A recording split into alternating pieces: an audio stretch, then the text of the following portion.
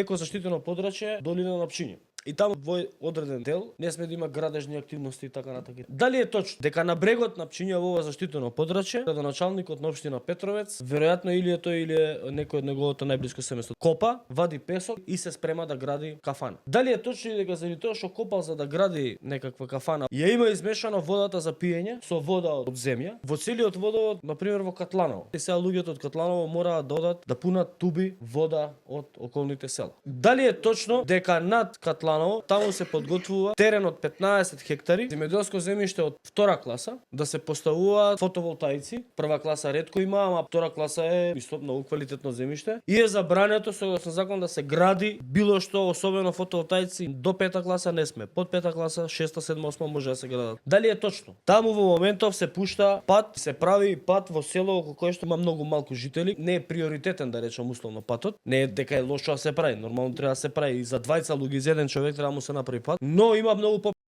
проекти и објекти кои треба да се изградат, а се гради токму таму. Од тоа што јас го знам е дека во моментов таму е пуштено можеби пола метар до 80 сантима само истурено шљуна, што значи дека таму се гради пат за тешки товарни возила. Еве две ситуации кои што се изживување со народот што се живее таму и се злоупотреба на функциите кои што ги имаат овие луѓе.